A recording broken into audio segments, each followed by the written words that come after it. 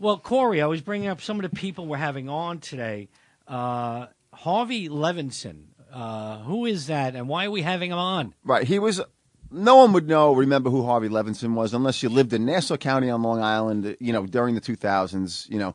He occupied kind of a lower level elected post. He was a Nassau County tax assessor. But he was a Democrat in a largely Republican political, well, they call it machine, environment. And the reason I asked him to come on was I wrote him up as part of a story, going back to, I guess, 2008 when Donald Trump wanted to build this very over-the-top, glitzy, which is to say a Trump project on Jones Beach. It was like basically kind of a very high-end wedding factory catering hall. And it was very controversial because he wanted to put the Trump name in big gold letters and, really all the best marble and everything he always talks about with his projects. But this was in the middle of Robert Moses' Jones Beach for the masses. It was very much out of context. A lot of the critics, argued, And the way he got this is it's New York State parkland. And Trump got the permit when Pataki was in office. And Bernadette Castro was the parks commissioner, and Trump got the permit to build this thing, which a lot of people considered like glaringly out of context.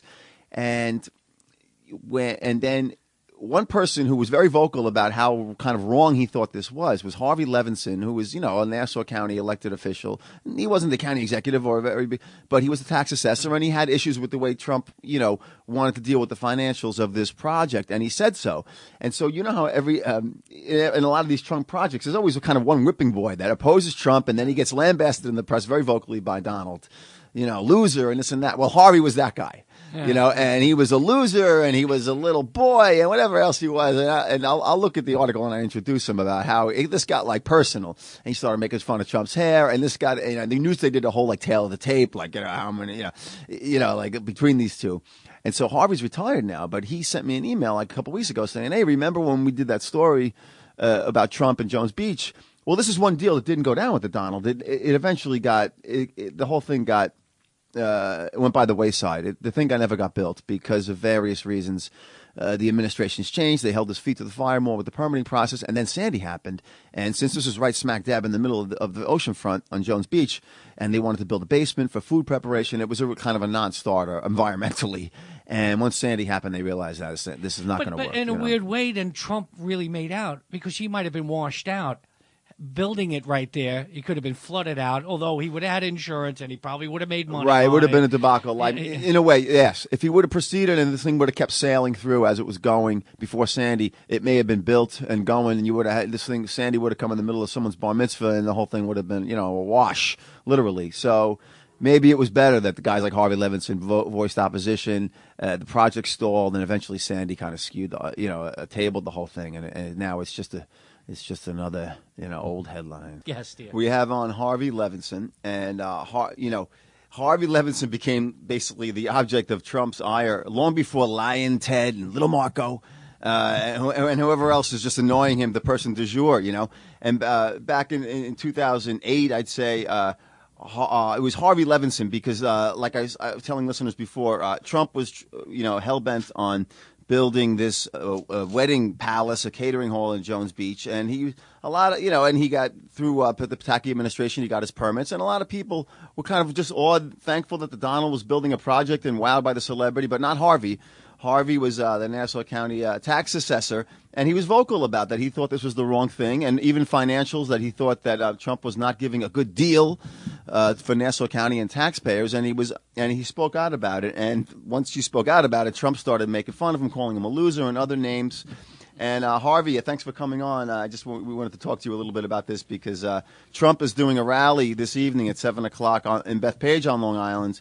And he was invited to do it by the concessionaire who was going to partner with him on this project years ago before the project fell through now. Good morning. Good morning. So listen, I know this is a while for, you're no longer an elected official in the county locally, but what is your memory about this? Were you surprised that, first of all, that he got that the ability to build this kind of this project that was somewhat out of character compared to the rest of the Jones Beach, and that it was kind of sailing through, and that also that he was going to seem to be getting a good financial deal on this? And when did you speak up, and what was your feeling about it? Well, I spoke up after I read it in the newspaper. Now, I think I was the only elected official that wasn't invited by Donald Trump to a party to announce that he was building this Trump building. Why were you on the outs though? Well, I'm not saying that I was on the outs. I was the county assessor. I'm not the a person like the county executive. But the bottom line is, I normally would have been invited to all of this stuff. Mm-hmm. So what happened here is that I found out that this was really a bad deal for the people. There was really a raping of the beach on Long Island, and it was awful. And basically, I found out that he was blind. The community and the other elected officials got blinded by his hairdo and celebrity status, right, and handed Mr. Trump a sweetheart. And you said that back then, right? Yeah, and I said it back then. That will shortchange local municipalities, lose about $1 million, and it was made for the wealthy. So I got very, very agitated, if you will, and he called me every name in the book, and I was not happy about it, but I went along with it. But what happened after that is that there was a hearing because there were variances that were not made when Donald Trump made this try to happen. He was surprised that he didn't. His lawyers forgot that there were some other things that had to be done. They didn't do it, so there was a hearing called a variance to permit Donald Trump to go on with this project. Yeah. And I'm sorry. Go ahead. So did you speak up at that hearing? Yeah. Now, so I went to the hearing in March 3rd of 2008, and I made a statement that this type of stuff had to stop. And we had a hearing, and as a result of the hearing, Donald Trump lost the variance. Yeah. And therefore, he went berserk when he found out that it was I who orchestrated this. Yeah. And he called you, and I'm quoting from my story when we spoke, asked about the claims Mr. Trump said, and now this is an interview he did with me, he's an idiot. Why didn't this loser come forward earlier with his complaints? And you had said that I'm sure Robert Moses is turning over in his grave. So you weren't being politically correct either. I'm sure Mr. Trump somewhere, he must have respected that maybe. But just, why weren't you kind of, blinded by the hairdo, that whole thing? I mean, this is Donald Trump coming into little old Long Island, Jones Beach. It's the best thing that ever happened to Jones Beach, right?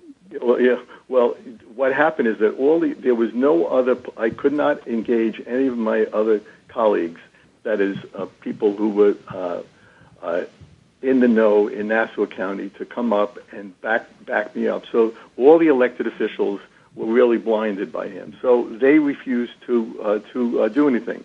But since I was the assessor and I had the right to look over property rolls and tax rolls, I came up and I said, "Listen, we have to try to stop. We have to try to stop this."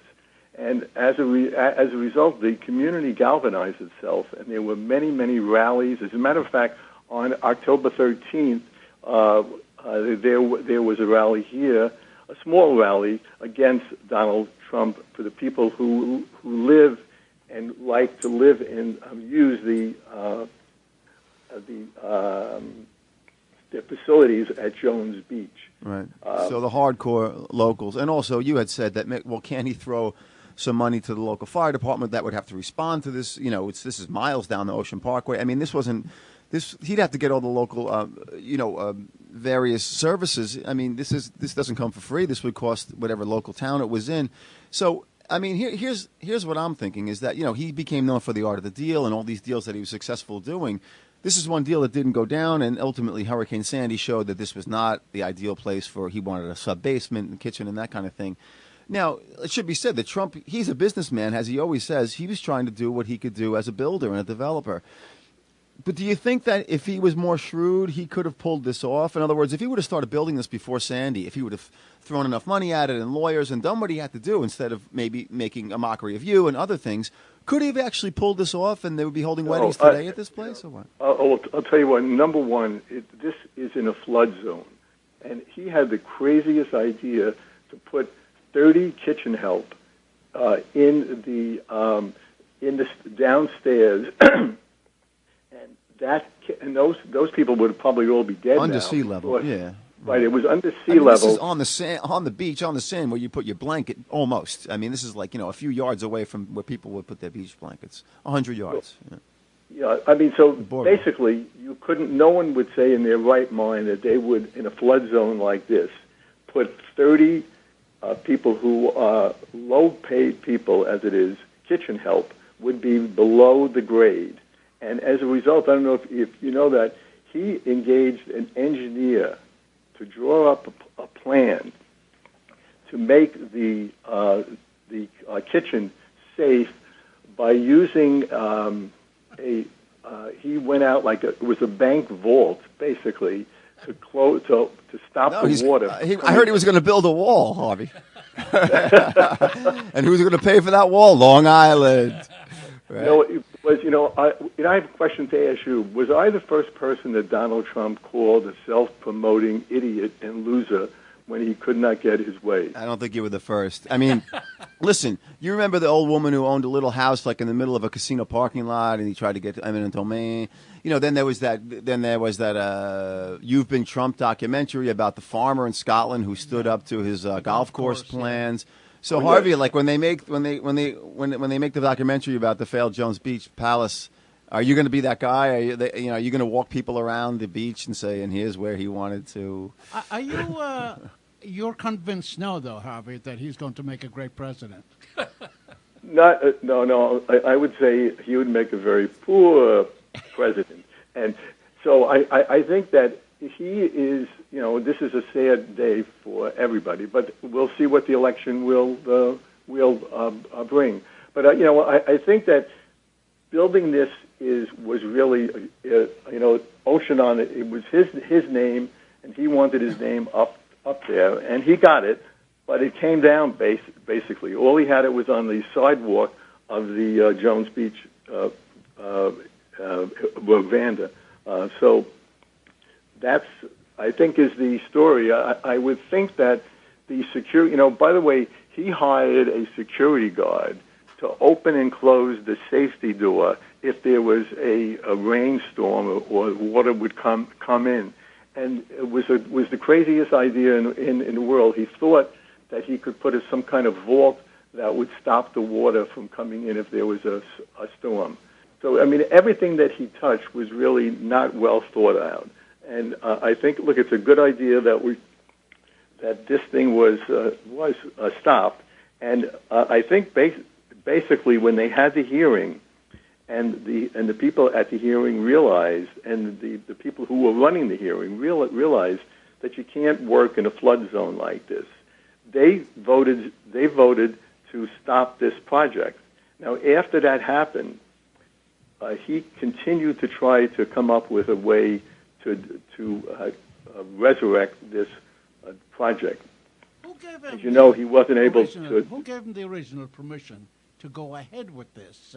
It was New York State, and it was at that time the woman who was in charge of the beach was. Do you remember who that was? Yeah, it was Bernadette Castro of Castro Convertible fame. Right. She called it a gift from God that Trump was going to build the project. So she was pretty overwhelmed. I mean, it sounded like she was pretty on cloud nine that he was somehow getting involved with the New York State Park System. Well, right? What's the precedent for anybody being allowed to build a private enterprise on essentially publicly owned land? It shouldn't be. Basically, it's she and other people made this happen. But this never should have been. This is, the Jones Beach is one of the most beautiful places in the world, and to have his face on it was really a disgrace. Hold on, I have to throw up. Hey, Harvey, did you have to worry, knowing what we know about Donald Trump, running someone against you in an election or putting detectives to find out something about your family, something to come against you to taint your image? Well, the good news was that I left soon after. I left in 2008, so he didn't have a chance to send anybody out or make any trouble for me. And and once he lost at the hearing, everything else was downhill. So basically, they lost because of the flood zone issues, and they didn't really deal with it. And that's why that's what happened. And then he tried to resurrect this project, and even up until 2012, he was going to try to do it. But this time he was going to do it with having no underground vaults. Basically, it was going to be a smaller project. And then he was still moving on that. And then what happened was Sandy, and then the whole thing just fell apart. Well, listen, Savior of Jones Beach, Harvey Levinson. Can we call you that, Savior of Jones Beach? Oh yeah, that's cool. That's cool. Well, you are in witness protection now, aren't you? I can't really say where we're reaching you, right? That's so? It's not. You're not down at Mar-a-Lago. He didn't like buy you out or something, right? No. Well, actually, the only thing I can tell you that I live somewhat close to him. I live in Boca Raton, Florida. Oh, damn. Yeah. And he is about 20 miles north of where we live. And I never thought Donald Trump would come up again, but here it is.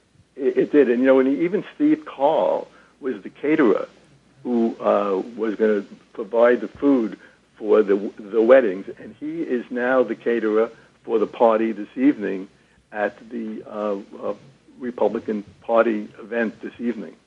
Yeah. Oh, yeah. That was his partner in the whole thing, right? Well, listen, if he tries to build an extension at Mar-a-Lago, I know one person who's going to be showing up at the local community board zoning meeting. Yeah. Okay.